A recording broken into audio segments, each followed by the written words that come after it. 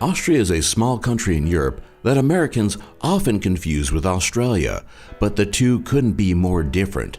Nestled between several other European countries, yet highly distinct, Austria deserves its own list, especially when compared to its other German-speaking neighbor, Germany.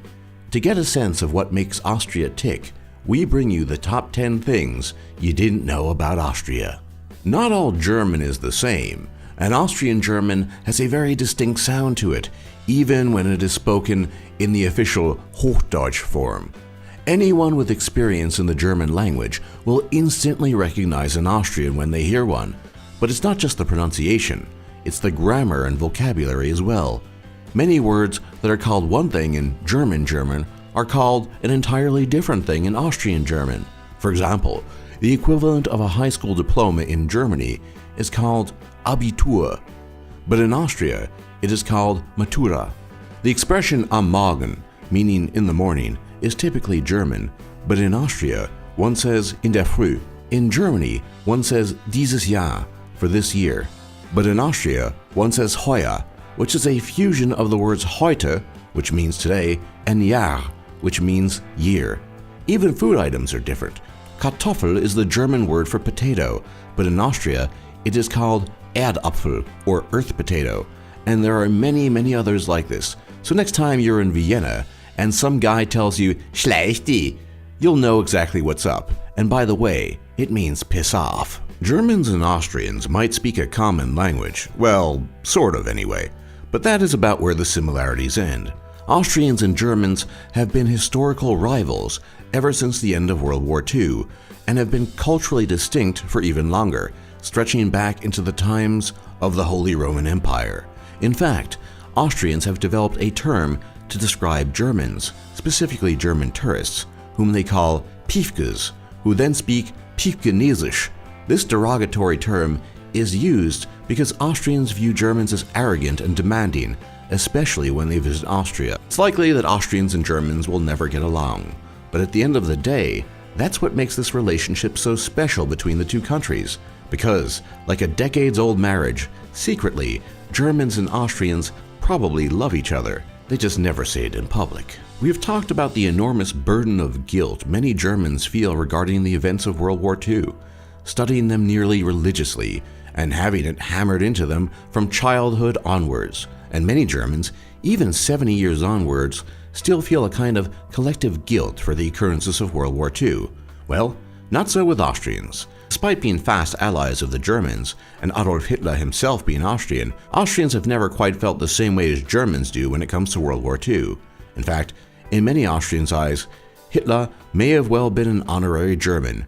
Whereas culpability might be overemphasized in Germany, in Austria it could be the opposite, and whether this comes down to the size of the country or more culturally related factors, Austria has definitely dealt with its past in a vastly different manner than Germany has. One of the most marked differences between Germany and Austria is Austria's long-standing conservative streak. Whereas Germany is one of the most liberal countries in the world, and one that strives for multiculturalism and diversity, Austria has routinely rejected these tenets.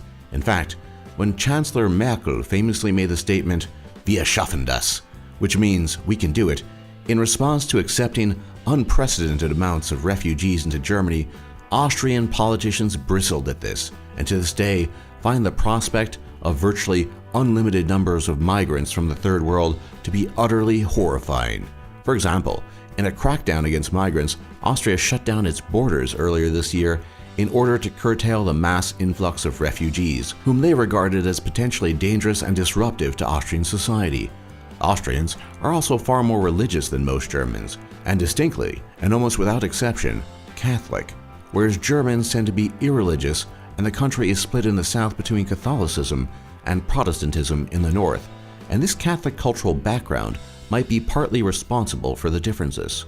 Additionally, Austria has historically had to deal with more direct invasion than Germany has, such as in the infamous Battle of Vienna in 1683, when the combined forces of the Polish-Lithuanian Commonwealth and the Holy Roman Empire landed a crushing blow against the Ottoman forces besieging the city.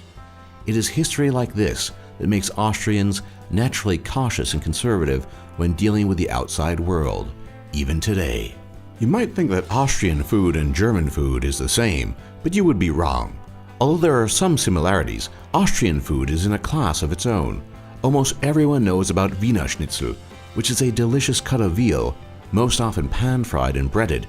And then there are Viennese specialties, such as Tafelspitz, which is boiled beef served with apple and horseradish sauce, and Apfelstrudel, which Americans, copying the word, call apple strudel, which is, as most people know, a sweet and delicious pastry often served with a scoop of ice cream and swimming in vanilla sauce. These are but a few of the delicacies that await the hungry person who finds himself in the great country of Austria. Vienna is a wonder in its own right, and a truly unique European city that distinguishes itself from the rest through its unique history and virtues. The capital of modern Austria, Vienna's history goes back to 500 BC, when the area that would later be called Vienna was occupied by Celtic tribes, and in time grew into the city that we recognize today. Vienna really came into its own when in 1440 it became the residency of the Habsburg dynasty, and still later became one of the most fertile intellectual grounds in all of Europe in the 19th and early 20th centuries, giving birth to such luminaries as Sigmund Freud, Ludwig Wittgenstein, and Gustav Mahler, to name a few. And even today, you can sense the spirit of high culture and intellectualism in the streets and architecture. Vienna truly is a city like no other. The Austro-Hungarian Empire existed from 1867 to 1918, a brief but glorious time for Austria, when it was born of an event called the Austro-Hungarian Compromise, which established dual monarchy of Austria and Hungary with Franz Josef at its head. Both countries maintained separate parliaments that would often make different decisions, but the ultimate authority lay in the hands of the Emperor King Franz Josef.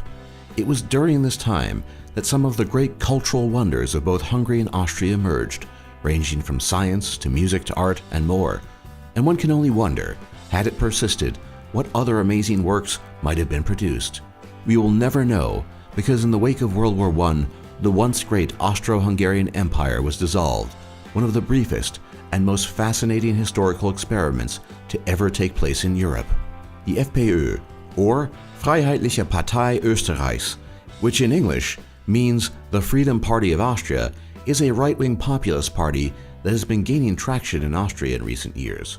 It was formerly perceived as being very extreme, perhaps even echoing National Socialist rhetoric, but they have become progressively more mainstream in recent times because of their adaptation of more traditional conservative values as opposed to outright nationalist ones. Still, under the leadership of Heinz Christian Strache, it has pushed back against the encroachment of more multicultural, liberal-leaning parties such as the ÖVP and SPÖ, and the FPÖ strongly advocates against globalism and the erosion of native Austrian culture. Given the current trajectory in Europe, it is almost certain that the FPÖ will grow both in size and influence.